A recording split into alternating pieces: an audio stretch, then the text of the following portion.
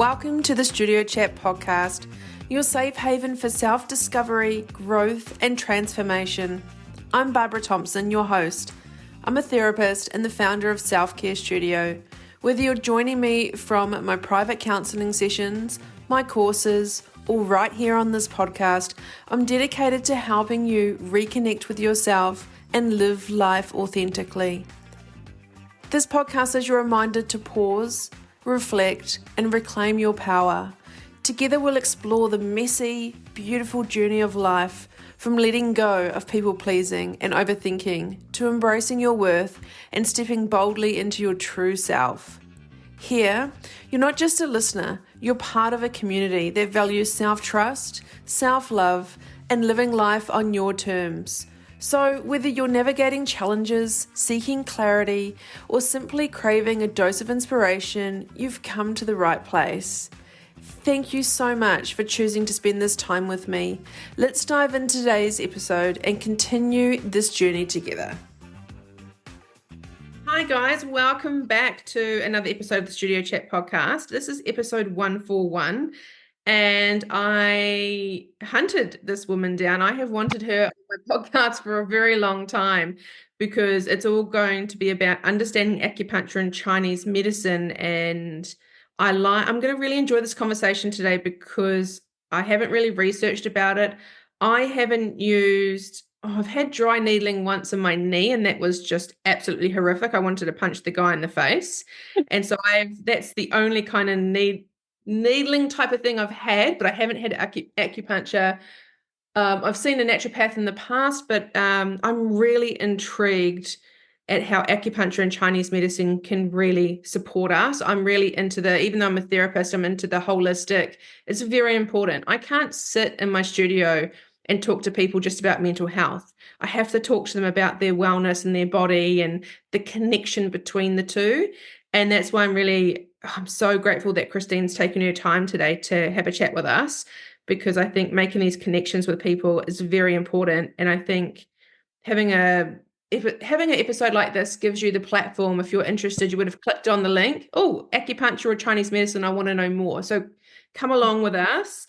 Hi, Christine. It's so nice to have you here. It's so nice to be here, Barbara. Thank you for having me. It's like, so where should we start? Maybe, do you want to just tell us a little bit about yourself and how you have come into this world of acupuncture and Chinese medicine? Yeah, sure. So my first vocation is nursing. So I'm a registered nurse, and there was a point in time about 15 or 16 years ago where I was very stressed, and I was grieving the loss of a very close friend. And I was living with my flatmate at the time. She said, you need to try acupuncture, because I wasn't sleeping. I was very stressed. I was working in intensive care, so I was around death all the time, and it was very triggering for me. And I think I have quite a sensitive personality type. And so I tried it, and I felt relaxed. I've slept better. And I just felt more grounded in my body during that time of grief. And it from there, I was just very curious about how acupuncture could work on the body and what it did for people, as well as Chinese medicine. So I did a lot of research and I started reading about it. And I was kind of on the fence about continuing my career in nursing, which I still love. But I just kind of did some research, and then I realized I could study it as a master's. So I enrolled down in Melbourne at RMIT, and that's kind of how it happened for me. Yeah. Amazing. Isn't it interesting? You had one conversation with a flatmate and isn't it interesting? I've just got goosebumps. Life brings you that one person you meet, or that one conversation you have, and it puts you on a completely different path. Yeah, absolutely. Yeah. I really like that. It's like a sliding doors moment. Yeah. So when we talk about acupuncture, this is like asking you how long is a piece of string, but if you could kind of simplify, what is acupuncture and how does it work? Where can we start with that? Yeah, look, acupuncture and TCM, or Chinese medicine, if I say TCM, it means traditional Chinese medicine. It's all about balance. So I would say the first thing that acupuncture does for people is it regulates your nervous system. So it brings you back into a calm state if you're really stressed, if you're struggling to sleep, all that kind of stuff. It just calms you right down. So that, I guess, is a good way to explain how it works. It's a really tricky question. Yeah, I know. People always ask how it works, but it's like I almost think sometimes it's beyond our own understanding of science and medicine, because there's things that happen sometimes and I just go, whoa, okay, I didn't realize that the needles would do that. But yeah, it balances things. So we have qi that flows through our body. We've also got blood and yin and yang. And traditionally, you, as an acupuncturist, you feel the pulse, you assess the body, you see where the imbalances lie, you pop the needles in to bring the balance back to the body, and then hopefully the patient will feel better.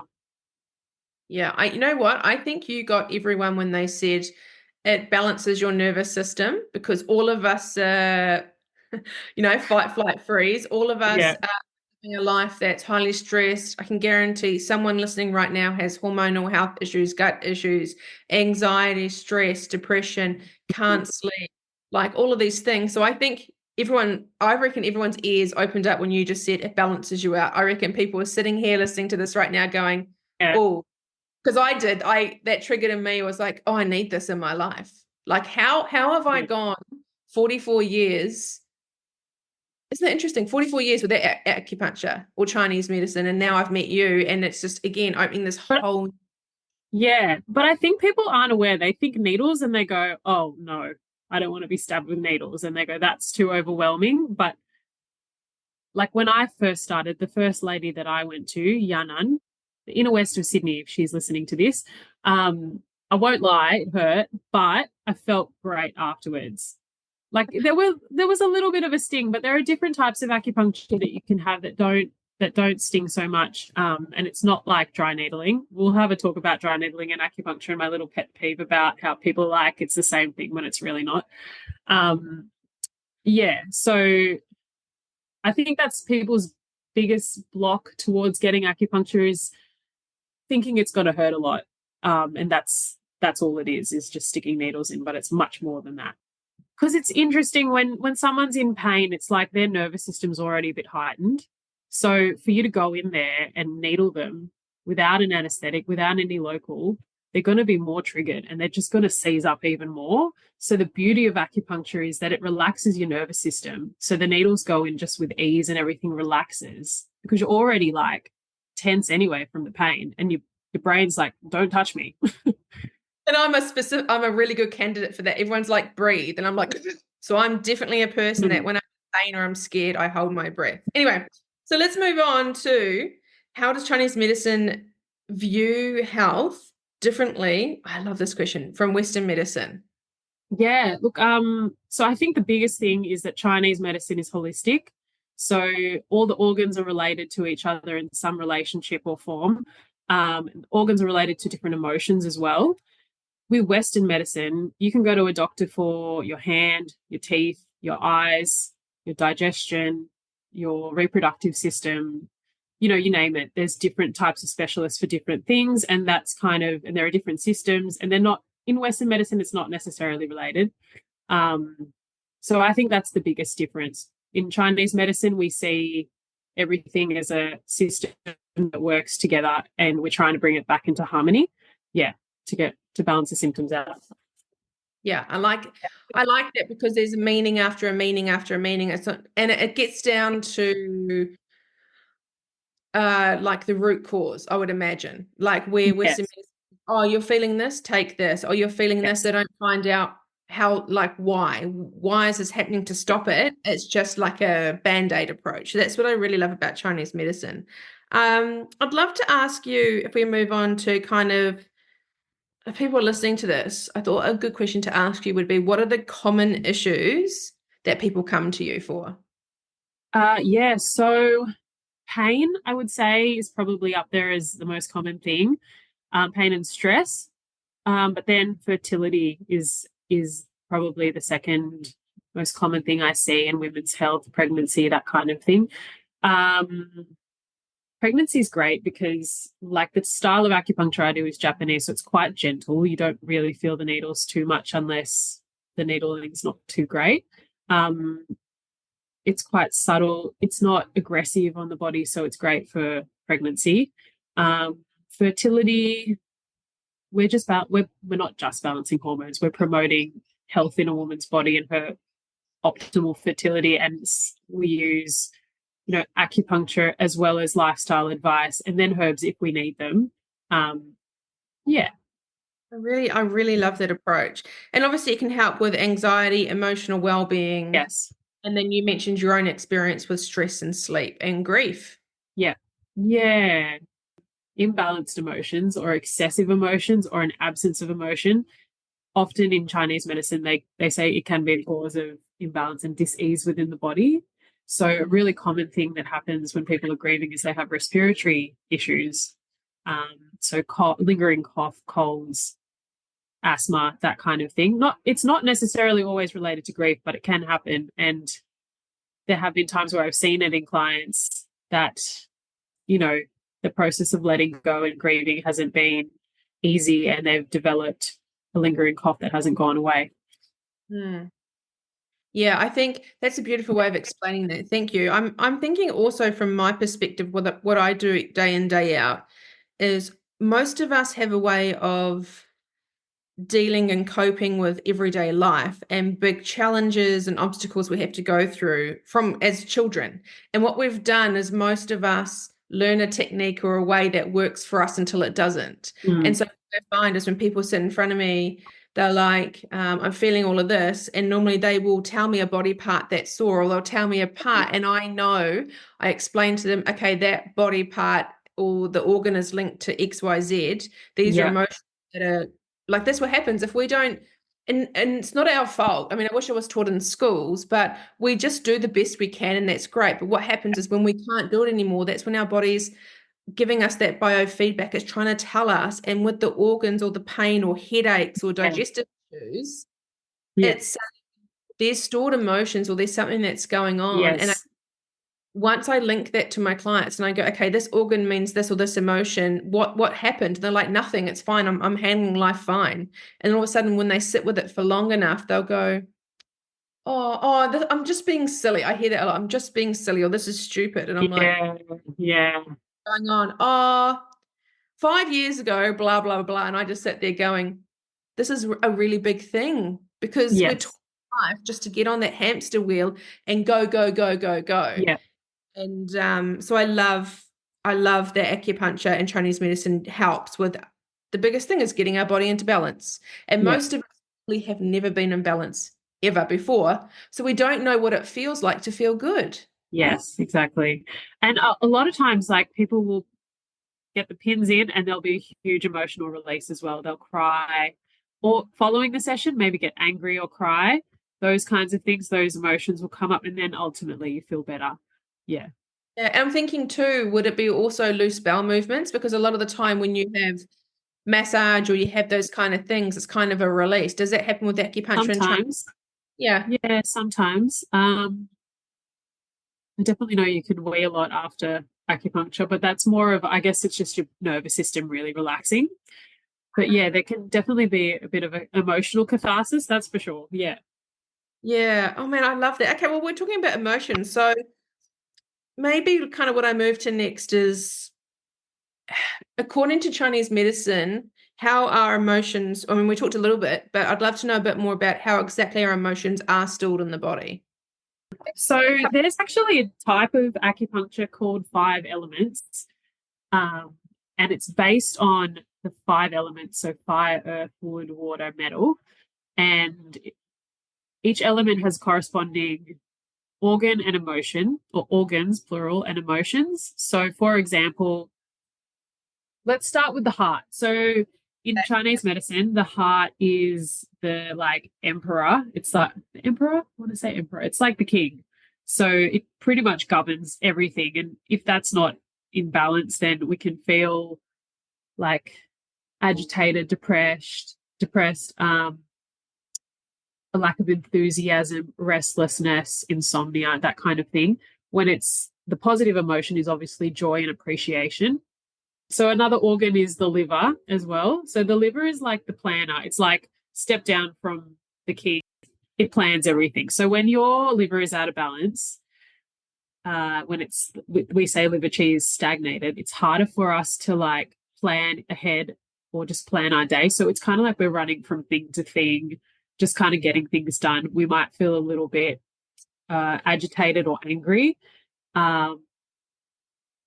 Bitterness and resentment also go with the negative emotions of the liver, but the positive emotions are insight and openness. So things that help our liver, because it can get really stagnated sometimes, is movement and green vegetables. Random, I know, but vegetables are really good for the liver.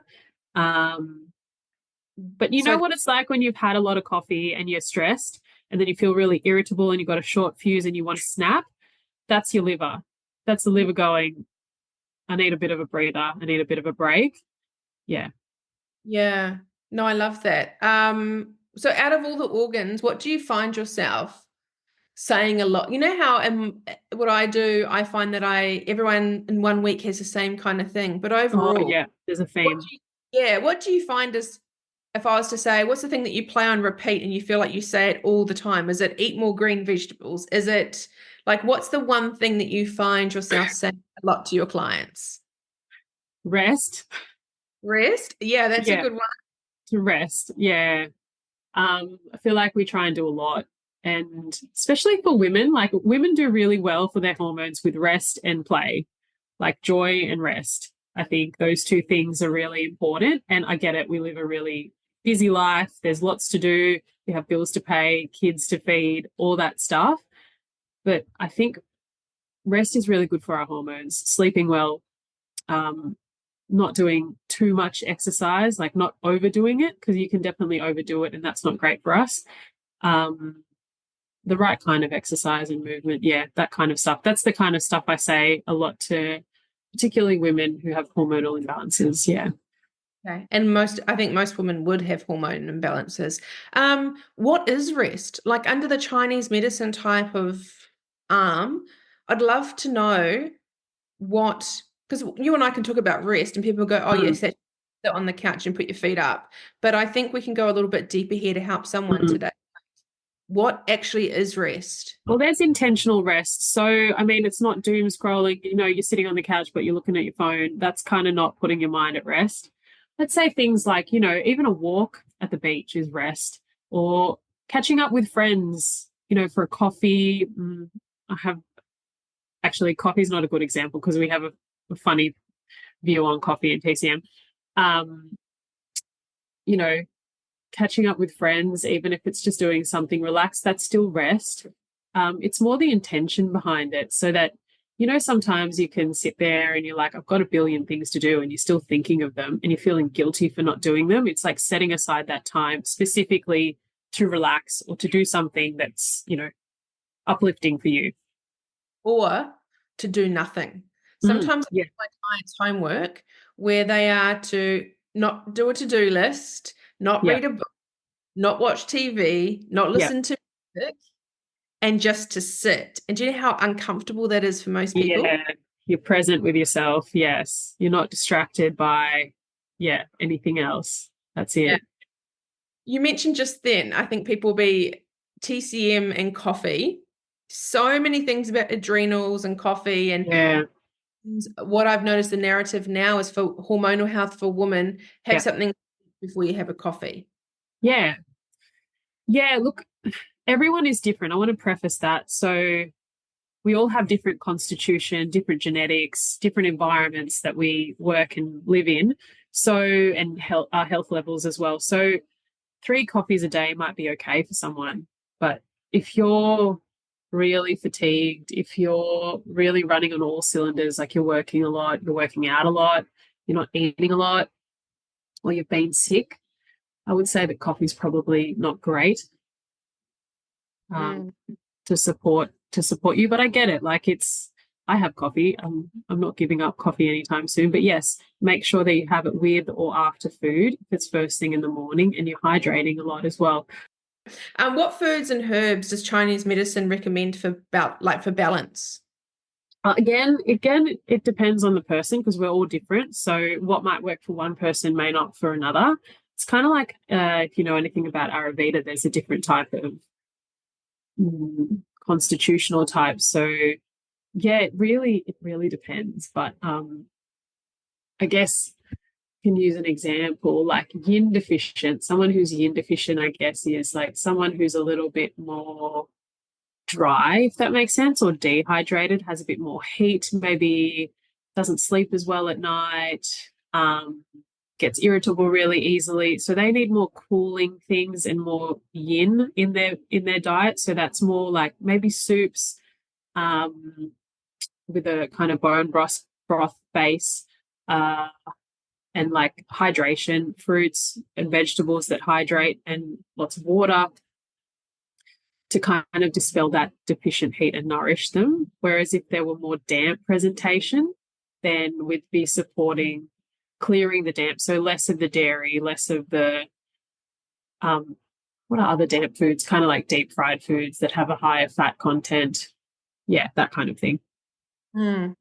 So how important is it in Chinese medicine with the foods that we eat? I would say very important. Yeah. Yeah. I don't know that, but I kind of want people to know like how important and look, I know everyone's different. It's kind of a tricky thing. Like I think But it's very much a balance because I see on socials a lot that there are lots of different diets out that we can see on socials and that are recommended and people are getting great results with, but it might not necessarily be great for everyone. So there's really that plays into it that we need to keep in the back of our minds. TCM is about balance and it's about living in harmony with the seasons. So during different seasons, there are things that are more, I guess, foods that are more in season as well. And in winter, for example, we're going to be eating more of the kind of nourishing foods like slow cooked stews and soups and that kind of thing. And summer there'll be more fruit and that type of thing. And it's about balance. So you're having, you know, protein, vegetables, fruit, all that kind of thing, not just one specific food group. Yeah. Yeah, and I think it's important because we live in a culture now where because this episode or people listen to my podcast from all around the world. So it's kind of like now we can walk into a supermarket and get summer fruit in winter and get Yes. produce in summer. And I think if you're unsure, just Google in your country, what are summer foods in Australia? What are winter foods? And I know it sounds like, but it's a real thing. And actually eating to the seasons because our bodies, like I do say to my clients a lot, our bodies are very like prehistoric, as in they haven't had any Apple updates or upgrades. So it's very so Yes. yeah, but then it's tricky because then people can go the other way and they're like, oh, I read all like, and it's good. I read all the ingredients in the back of the packet, and I don't eat anything that. I mean, we live a lifestyle that sometimes we do need a quick thing, or Yes. and that's what I Of love about course. this balance because people can go Yes. all the other way, and that creates imbalance in the body Yeah. trying to create balance. Yeah. And look, TCM loves cooked food. We love soups and stews. Sometimes more than having salad all the time. Having salad all the time, it's not great for our digestive system. It's still really healthy, but you need a bit of a balance. We actually absorb the nutrients a bit better when it's cooked. It's easier to digest. So there's that too. And yeah, Yeah, like I'm all about balance. I love like a bit of junk every now and then. And I love food, so I don't want to cut those things out either. yeah. But And thank you for talking about that because yeah, sometimes people, and again, what people show on socials is only a highlight reel. And it's, I think it now more than ever, isn't it interesting that people are so confused at how to take care of themselves and they're so confused at what do I eat? yeah.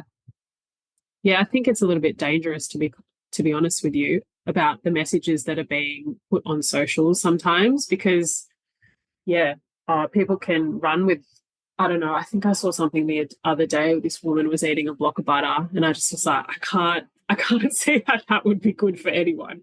But yeah, And it's all about just making, discernment, I think.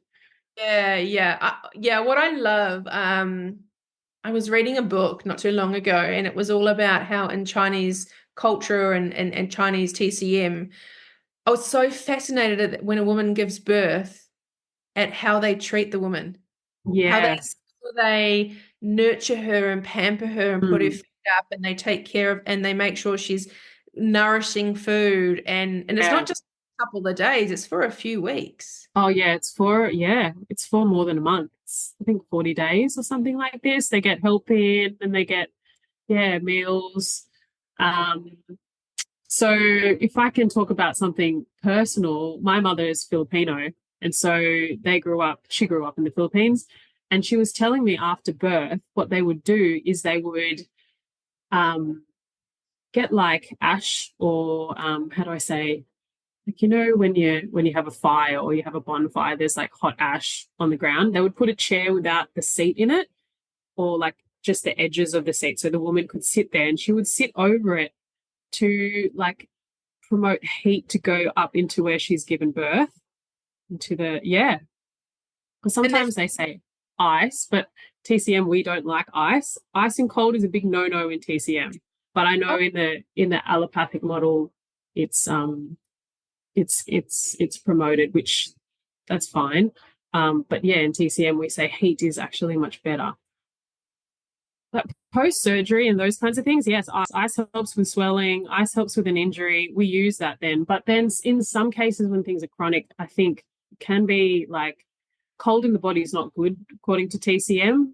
Every case is unique though, so I don't want to say don't use ice all the time or demonize it because we do need it sometimes.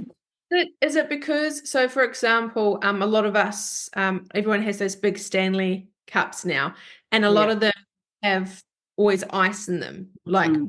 from summer, winter, and stuff. So, Yeah. is there something? I know, look, everyone's different, so we're just kind of generalizing. But if someone all year round has heaps of ice in their water every day and drinks cold Mm.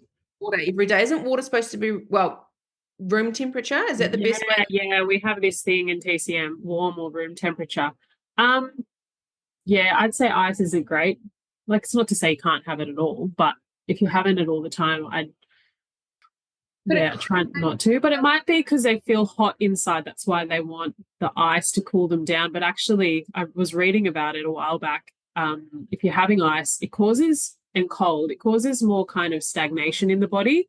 And then that causes more heat. So, because things can't flow as well. I know that sounds weird, but yeah. Hmm. That makes sense because I just spoke about myself then. If I'm going to do a bit of in like the Indian culture, I'm pretty much, if anyone's done any of the dosha work, I'm a Yeah. pitta and Oh, yeah. I'm pretty much nearly 100%. You know how normally people have two? I'm Yes. I think pitta and vata, but is Oh, that yeah. if I right? But I'm very 95% pitta. So I feel warm Yeah. and like coconut water and anything coconut is my body loves it. But I Yeah. do a lot of ice in my water, but I have tried to do more room temperature stuff. But yeah, I'm just saying that from a personal experience is I love drinking cold stuff, always Yeah. have. Yeah.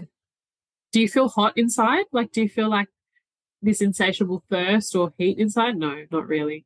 Uh, I just well, I'm someone that, you know how there's some people, this fascinates me, when they make a cup of tea Yeah. and it's boiling hot. There's some Yeah. people that can drink it hot Yes. without burning their, I don't know how they don't take Yeah. 100. I don't know. I have to wait for it to get to everyone when I go to people's Yeah. houses for a cup of tea, they're like, "You got to drink it." I'm like, "Yeah, I either have to put a bit of cold water in it straight away so it's room temperature, or I have to wait Oh, okay. Yeah. for it to be warm. A, because of my tongue, but Yeah. also because of I can't drink really Yeah. hot. Some people don't like hot food or hot coffee. I've met some people that don't like that. Yeah. It might be because maybe there's more constitutional heat inside that you're like, no, I need cold. Yeah, maybe I'm just maybe I'm so stuck inside. Maybe there's so much stagnation. So yeah, I'm definitely gonna have to come and see you. There must be a lot of stuff that's stuck. No, but I know that's a real thing. I know everyone that I see that has those big Stanley cups. I hear the ice tinkering around. I know Yes. Yeah. the let's make a even the matcha drinks and the Yeah. ice is a lot of, it's not just a couple of cubes, it's like three-quarters of ice. Yeah. Okay. It's not bad if you have it once in, every now and then, but if you're having it all the time, then yeah. Yeah, interesting. No, and that's okay. That's not here or there, we're just having conversation. Yeah. Um, one thing I'd love to ask you too is we talk about what's the term of energy in TCM? What's that called? Chi. Chi. Is there any small things that we can do on a daily basis to improve our chi? Yeah. I think food. We get our chi from our food. Yeah. Wow. Yeah. Okay. Okay. So what could Um, we but also like our chi can go down when we've, been through something stressful or we're not feeling great, like we're upset, we've had a trauma or whatever, our chi levels can go down and our focus as well. If we're focusing on the wrong things and getting absorbed into like negativity or, you know, sometimes you see stuff on social media or on the news that can really get you down. I guess those things can bring your chi down too, like your vital force. Yeah, anything that kind of brings that your energy levels down. Yeah. Hmm. Boundaries, I guess, it would be good for that too. Yeah. So is there anything that we can do? Is there any movement or any Yeah, yeah. I mean, when I was training, they told us all to do Qigong and Tai Chi. That was a really great way of increasing your Qi. And I feel like yoga is similar because the lungs actually circulate your Qi through the body. So breathing, breath work, that kind of thing, good for your Qi, brings it up, increases your energy. Yeah. Movement as well, walking, that kind of thing. Yeah. if I go back to this balance, because that's what we're talking about today. If someone's listening to this now and they're like, I want to get more balance in my life, where's a good place to start? Obviously, maybe acupuncture, like where's a good place to start? We can give them a low, let's go with a really simple one Yeah. and let's go with a really added value one. So what would be like a simple thing if someone's like, okay, tomorrow when I wake up, I want to invite more balance. What could just one thing that someone could do? I guess it's all about your intentions with your life, right? Like what you want from life. If you want, you've got work, family, all your commitments that you need, that you have, that take up your energy, and some may be more stressful than others. But balance, I guess, yeah, like having those intentions to have more time for yourself or more time to nurture yourself so you have better health to handle or a better capacity to handle the responsibilities in your life. Um, and that could be through meditation. It could be through, whatever self-care looks like to you. And I Um, also think sometimes balance, it's like sometimes we go through seasons in our life where it's really hard to have balance because there is something at the forefront that is taking all of our energy. And sometimes that's okay. yeah. That like life's not always like that. Yeah, yeah, that's true. Okay. So with TCM, before I go back to acupuncture, um, for someone that's very green like me, is it kind of like Chinese medicine would be herbs? Is it teas? Is it because it's obviously Chinese is a medicine. So Yeah. what medicinal ways has Chinese medicine worked into some of your clients' lives? Is it by tea that you make for them, herbs that you use? Like how Yeah. how how do you incorporate that into your client's life? Yes, with TCM, yeah, it is herbal medicine. So yeah, it's teas, it's pills, they come in pill form, or you can do a raw tea, which sometimes I'll get patients to do. So that involves getting the raw herbs, rinsing them, cooking them up. It usually takes an hour or two, but it's much more potent than granules and powders. And the granules and powders, you just put a couple of teaspoons in with hot water and you drink it. I work more with formulas, like classical formulas, because some you can modify them. You can add extra herbs into, I guess, for different symptoms. Like say if they've got headaches and they're really blood deficient, you put a specific herb in for the headaches, which might help. Or they've got a rash and they're also blood deficient, or some you can see the pattern. You might add some other herbs in to clear the heat or the rash out. So you can modify herbs like that. But sometimes it's just as simple as like I stock a lot of patent, they're called patent formulas. And you see the formula and you see the patient, you think this is a great fit for you. So let's try you on this. And often that's just a really simple way of helping the patient. Yeah. And any kind of holistic form of medicine, my understanding is it's not like the pharmaceutical where you pop the pill and you feel the change instantly. Is it more kind of like a 6 week or a 12 week kind of, it takes Or is Chinese medicine quite aggressive in that way? It works quite quickly. It can work quickly. Yeah, I've seen things happen fast. I would say within a few days, not necessarily on the first dose. Things like fertility, it's really tricky. Sometimes, not always, but you should generally feel better when you're taking the right formula for you.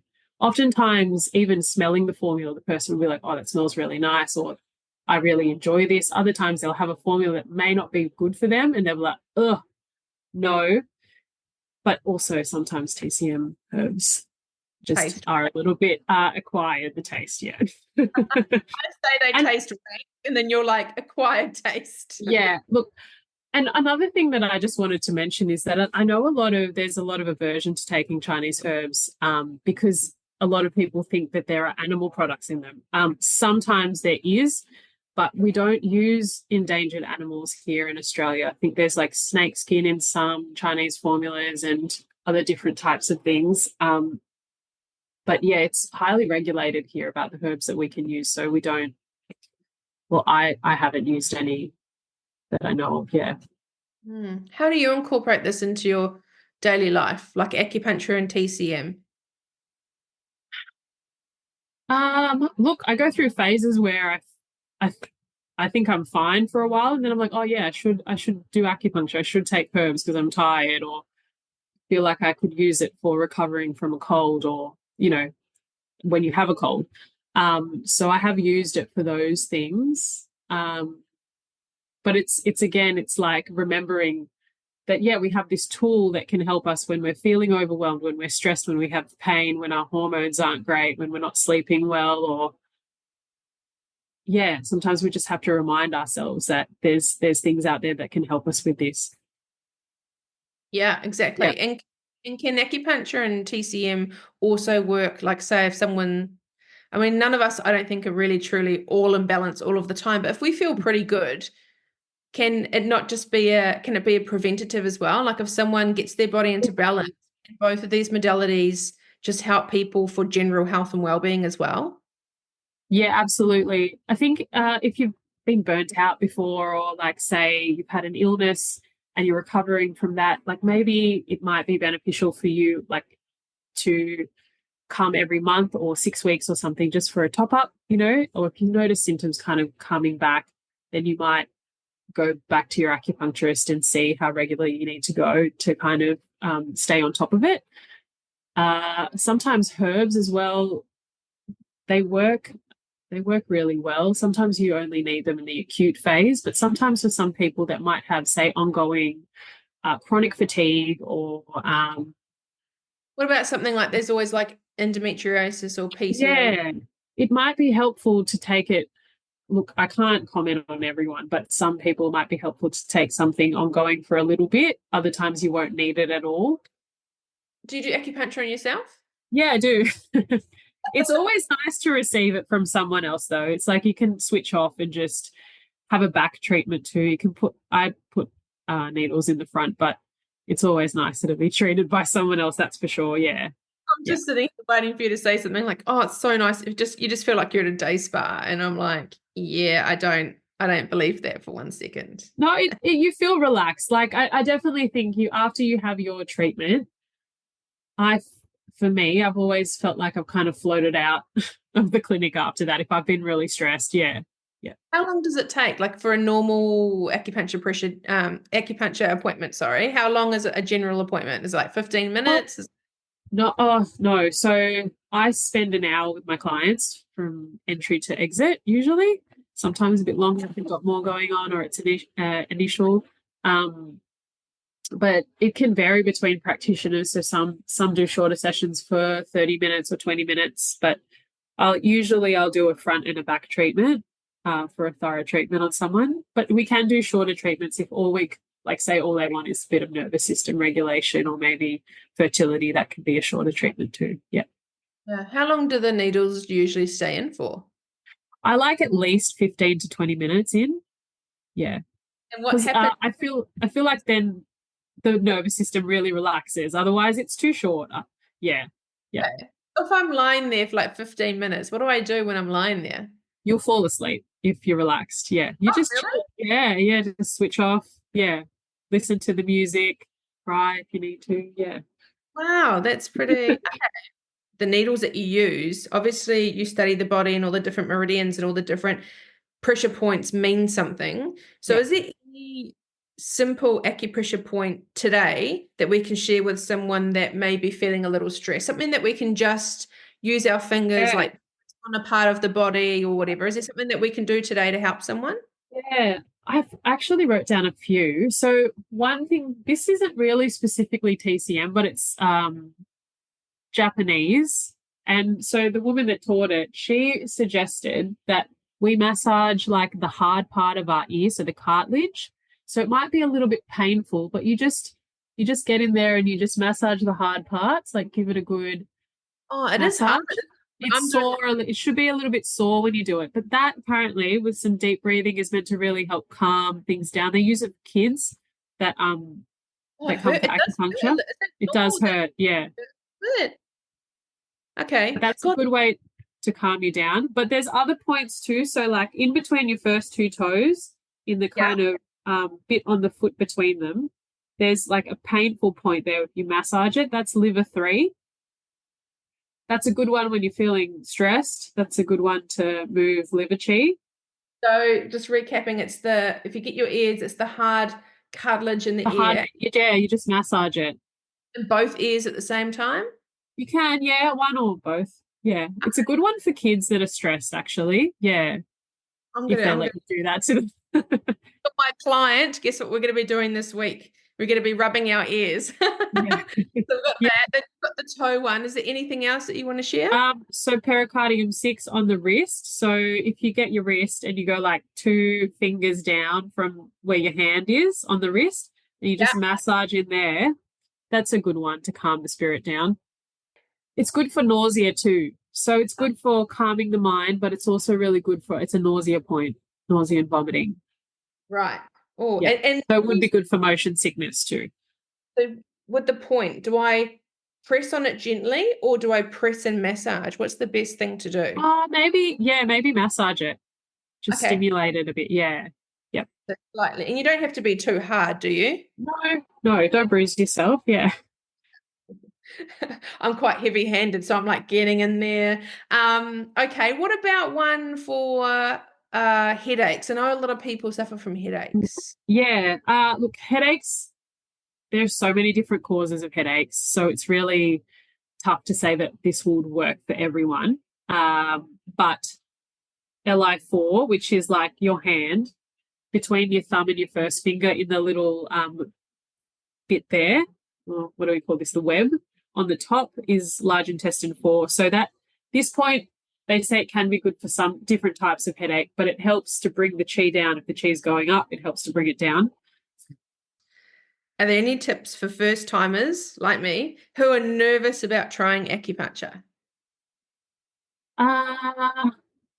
Nervous. Look, I sound biased when I say this, but Japanese is really gentle. Japanese acupuncture, you don't feel too much with it. Not to say that Chinese isn't great as well. It is good, but for me, I've felt that the needles are slightly smaller and it's a bit more subtle and gentle, but still as equally as relaxing and yes, that might be a good place to start for a beginner. But some people prefer the deeper needling, the kind of dry needling style, which we can still incorporate if people like that. I That's do. sicko. No offense to anyone that likes dry No, needling. because look, and each to their own. There are practitioners out there that do it, and people love it, and they get great results from it. But I think it needs to be practiced in a safe way, engage what your client wants as well. Yeah.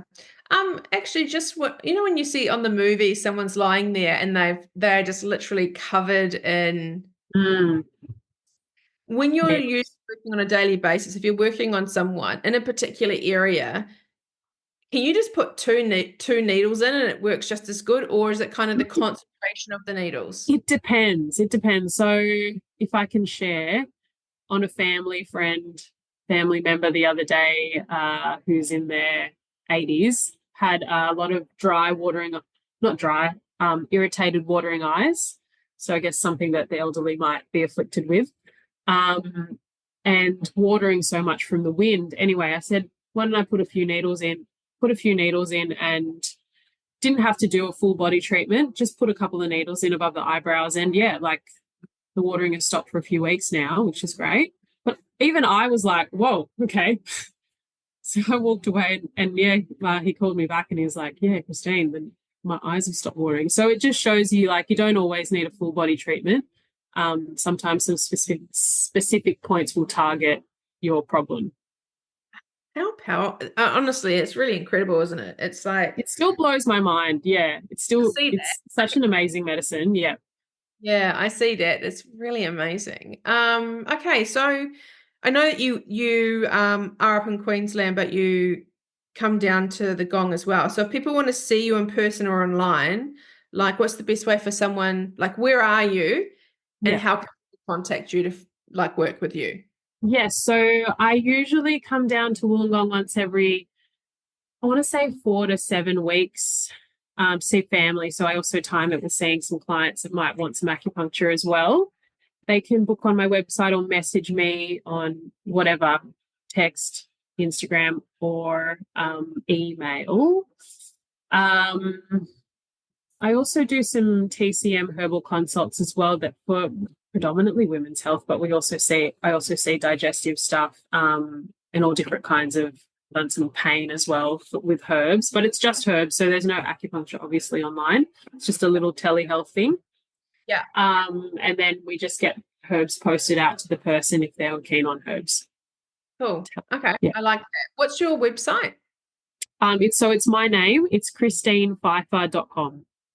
Okay, and I'll put all the details in the link in the show notes.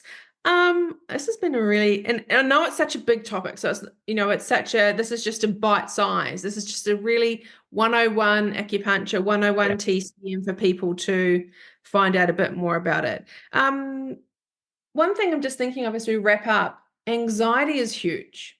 Yeah. It's almost like I find anxiety is on the same level of stress as when people say to me, Barbara, I'm stressed, Barbara, I'm anxious.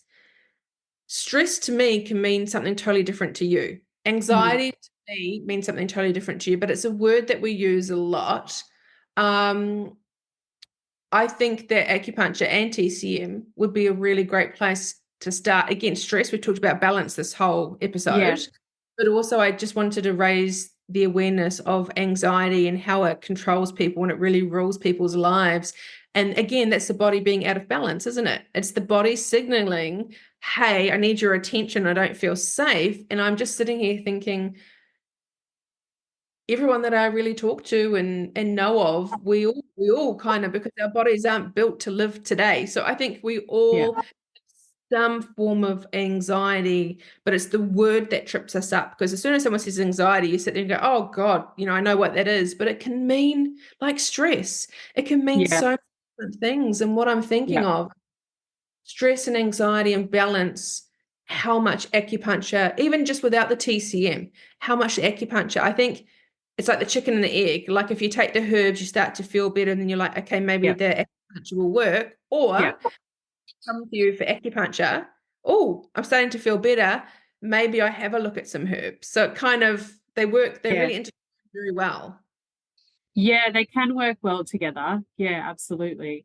Anxiety, like, it's hard because I feel like everyone's afflicted with anxiety at some point in their life. No one is immune to it. And it could be like from a trigger, from a stressful life event, or it could be from like a what's the word? Biochemical imbalance in the body as well. So there are a few different causes, and obviously, if we work with the physical body, then we might feel better as well. Mm. But I think it's really great to work with a therapist as well who is insightful, that can maybe identify where, the anxiety source is coming from and what needs to change in that person's life to help manage it better. Both, right? Because Yeah. acupuncture can help with trauma and past emotional wounds. So acupuncture can help with that. So either you will see someone, and like you said, maybe the day after, that day when they get off the table, they just, everything comes up to the surface, and the surface, and they're like, oh my God, what do I do with this? So you can go see a therapist. Then also Yeah. you can see a therapist, everything's brought up to the surface. Yeah. What am I meant to do with it? acupuncture. So you can see both ways, Yeah. especially trauma and past emotional wounds, anxiety, stress. How about I just say life? Yeah. Life. Uh, Yes. it's a tricky little bitch. It's like, it's hard. We And all you have trauma. Yeah. know what? We all have something that we need to work on, and we all Yeah. go through stuff. This is very normal. But how about we take a different approach? Like, let's help each other out, but let's Yeah. help ourselves out. Life shouldn't be that difficult, and Yeah. give ourselves permission to do therapeutic work on ourselves. Like, yes, and believe me, I love facials and I love massages. But how about we spend that money just a little bit on herbs or acupuncture or something to balance the body first, so we can really enjoy the other Yeah. nice things that we have in life. Yeah. Absolutely. Yeah. Yeah. Yeah. Honestly, this has just been so fascinating. And I know we could talk for hours on this, and it's such a multi-layered conversation today, but also it's so specific to each person Yeah.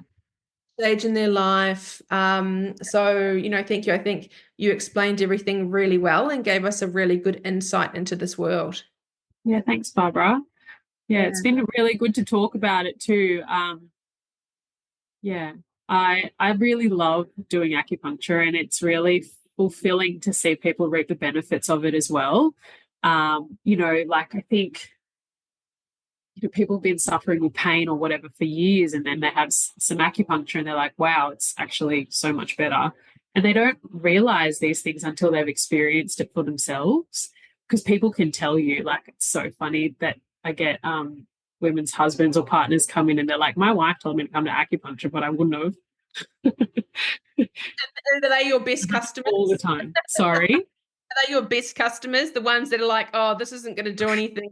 The husbands are like, wow, I actually really enjoy it. Yeah. No, look, I don't, it's a bit 50-50 to be honest with that. Yeah. But yeah, Yeah. once you know, you know. Yeah. Actually, what's the youngest? Can I don't even know if you can answer this. Like, can young children have it? Can babies have it? Like, what's the Yeah. So I do can use needles on kids. So I've seen kids for digestive stuff and asthma as well. But I also use this technique that's non-invasive. It just uses a little tool that we use on the meridians to kind of tap and massage. It's called shonishin, which is also Japanese. And that's great for kids and young infants. However, the youngest I've seen has probably been about 4 years old for digestive stuff. And yeah, it was great. Didn't need needles and he didn't feel scared. So yeah, it's wonderful. How good is that? Mm. Can I maybe have the kid one instead when I come and see you, not the Yeah, needles? you can. Yeah, you can use it on adults. It's still very relaxing because it moves the chi and it balances the chi. So yeah, it's great. Oh, can I have the kiddie treatment? Anyway, thank you so much for just spending some time with us today and exploring. I'll put all your details in the show notes, and I really look forward to meeting you when you're down here next, and we'll catch up. Thanks, Barbara. It's been an honor and a pleasure to speak. It's been so good. Thank you for having me.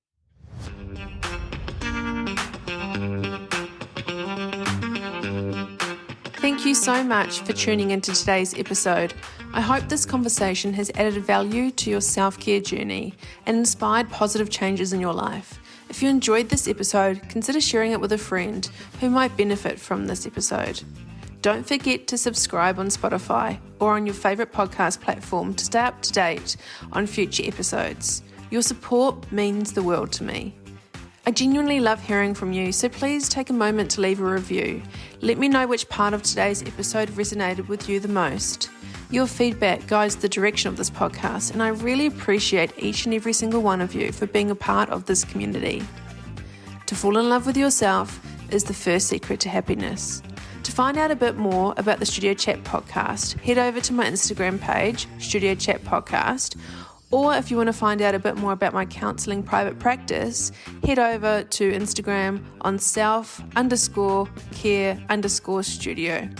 I'm really looking forward to seeing you on the next episode. Until next time, take care of yourselves and keep embracing the journey of self-discovery.